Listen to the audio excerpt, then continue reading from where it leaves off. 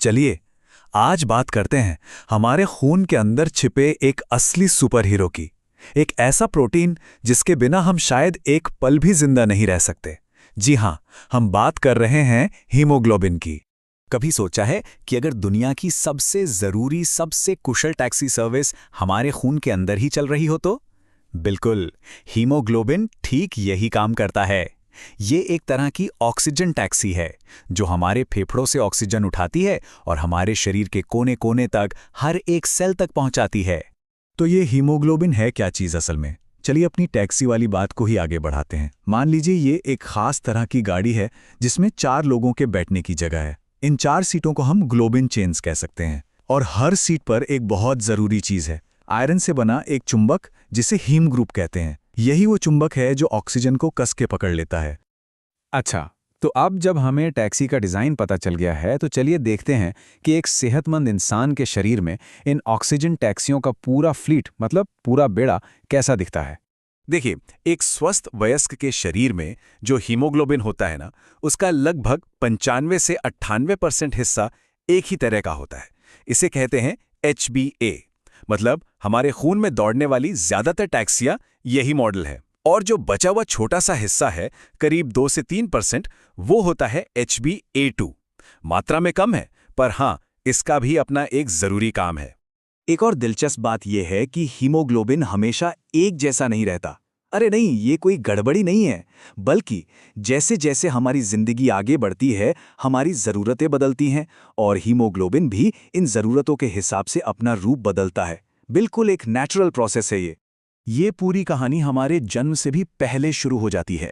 जब एक बच्चा माँ के गर्भ में होता है, बिल्कुल शुरुआती दौर में, तो उसके शरीर में गोबर आय और पोर्टलैंड जैसे हीमोग्लोबिन काम करते हैं।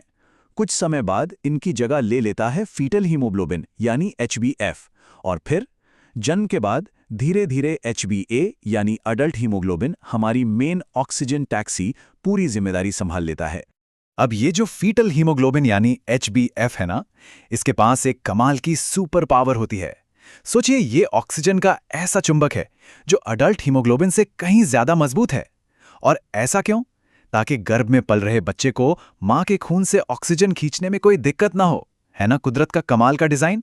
तो अभी तक हमने जो भी देखा वो सब नॉर्मल था, यानी नेचुरल बदलाव। लेकिन अब सवाल ये उठता है कि क्या होगा अगर हीमोग्लोबिन को बनाने वाले ब्लूप्रिंट में ही, यानी हमारे जेनेटिक कोड में ही कोई गड़बड़ी आ जाए। और यहीं पर कहानी एक गंभीर मोड़ लेती है। यहाँ का थीम है छोटी सी वजह और बहुत बड़ा असर। मतलब जेनेटिक कोड में एक जरा सा मामूली सा बदलाव सेहत पर कितना भयानक असर डाल सकता है, इसका अंदाजा लगाना भी मुश्किल है। इसका सबसे बड़ा उदाहरण है सिकल सेल डिजीज। जानते हैं इसकी वजह क्या है?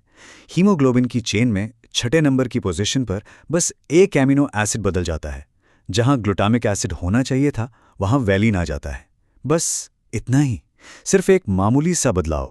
लेकिन इस मामूली से बदलाव का नतीजा बहुत भयानक होता है।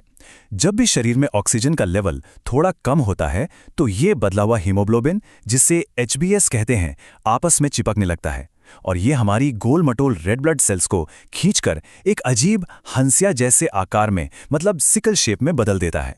और फिर शुरू होती हैं असली दिक्कतें। इन बदली हुई कोशिकाओं की वजह से शरीर में खून की कमी हो जाती है। ये नसें जाम कर देती हैं, जिससे बहुत तेज दर्द होता है और धीरे धीरे शरीर के जरूरी अंगों को भी नुकसान पहुंचने लगता है। तो ये तो हुई ब्लूप्रिंट में गड़बड़ी की बात। अब एक और सिचुएशन देखते हैं।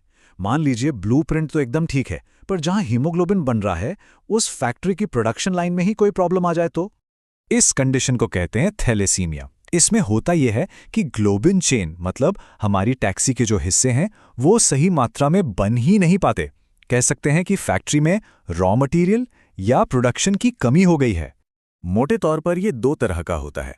अल्फा थैलेसीमिया, जिसमें अल्फा चेन कम बनती हैं और इस वजह से HbH और Hb बार्ट्स जैसे बेकार हीमोग्लोबिन बनने लगते हैं। और दूसरा है बीटा थैलेसीमिया, जिसमें बीटा चेन की कमी होती है।